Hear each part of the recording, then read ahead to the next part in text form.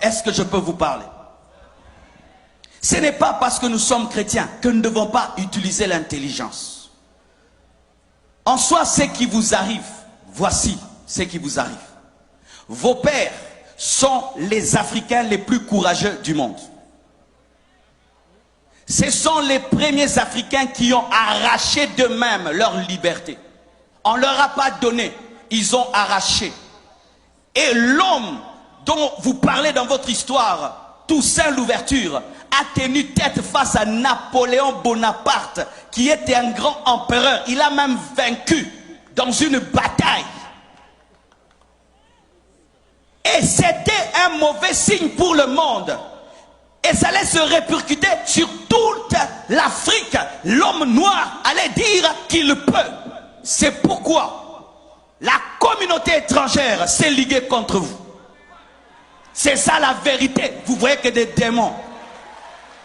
Ah, parce qu'on est chrétien, on ne peut pas parler comme ça, hein, que je dise démon, hein, alors que mon intelligence me dit que non, il y a un complot contre vous. Il y a un complot contre vous pour que vous ne soyez pas des modèles pour les Congolais, pour les Béninois, pour tous les autres Africains qui puissent dire nous pouvons s'y tenir tête et poursuivre notre destinée. C'est pourquoi on vous combat, on vous assiège pour vous appauvrir afin qu'on dise si tu te libères, tu seras comme eux. C'est ça la vérité. C'est ça la vérité. Vous êtes comme les Juifs qui avaient quitté l'Égypte. Et maintenant, Pharaon est en train de vous poursuivre pour vous ramener en Égypte. C'est ce qui vous arrive. On veut vous ramener économiquement et politiquement. Et maintenant, au lieu que vous puissiez vous unir, vous êtes en train de vous diviser. Et le peu que vous avez, vous êtes en train de le détruire. Lorsque j'ai suivi sur Internet, quand vous faites les marches, vous cassez les boutiques. Non! Si vous marchez, marchez seulement. Ne cassez pas, ne pillez pas. Vous êtes en train de détruire le peu que vous avez. Vous détruisez le peu que vous avez. Je ne peux pas vous dire de ne pas revendiquer. Le pasteur ne peut pas dire ça.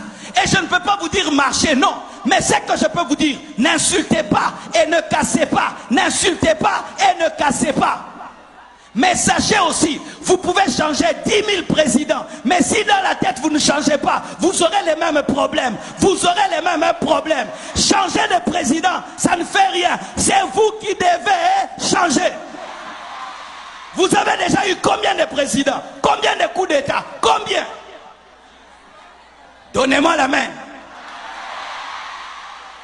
Je ne suis ni pour les pouvoirs, ni pour l'opposition. Même dans mon pays, je parle comme ça. Je suis au milieu du village. Je parle au peuple et je parle aux dirigeants. Et je suis au milieu.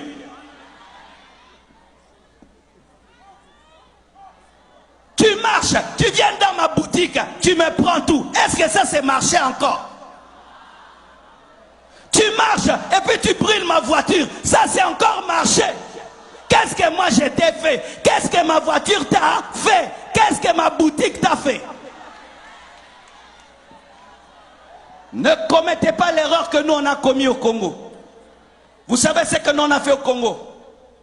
On a marché comme ça et puis on a pillé. On a pillé les plus grandes entreprises. On a pillé la zone industrielle.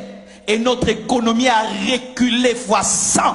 Et la zone industrielle aujourd'hui est devenue une zone résidentielle.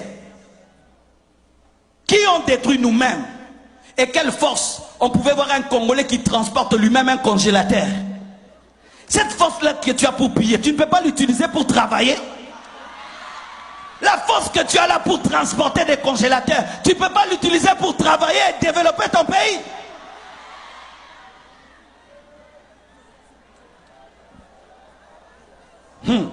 Écoutez ceci. La Bible dit, Marc 3, versets 24 à 25. Si un royaume est divisé contre lui-même, ce royaume ne peut subsister. Les métis de leur côté, les noirs de l'autre côté, les métis de l'autre côté, les noirs. Vous tous venez de l'Afrique, amen, hein? Venez de l'Afrique. Vous êtes des Africains qu'on a posés sur cette île, amen, hein? Arrêtez de vous diviser. Arrêtez de vous diviser. divisés, vous avez une même vision, une même destinée. Arrêtez de vous battre dans le bateau, vous risquez de renverser le bateau et vous tous vous allez mourir. Arrêtez, mettez la paix et mettez les intérêts collectifs en avant. Cessez de mettre les intérêts personnels en avant.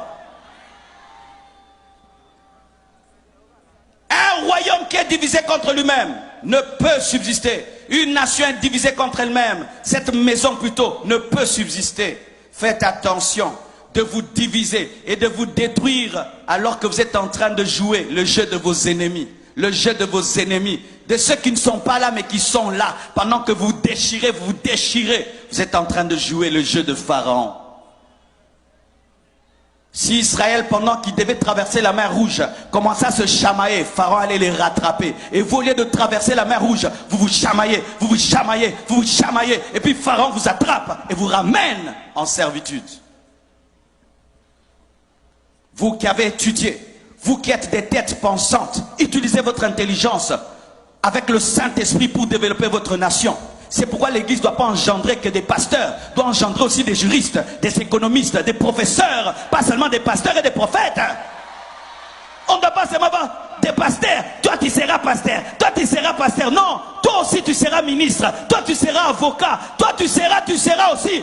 Nous ne devons pas seulement avoir pasteur, pasteur, pasteur, pasteur. Nous ne devons pas seulement engendrer des églises, nous devons aussi engendrer des entreprises, pas seulement des églises, des écoles, des hôpitaux, des entreprises, pas seulement des églises. Nous devons avoir des chrétiens qui sont des sénateurs, qui sont des députés.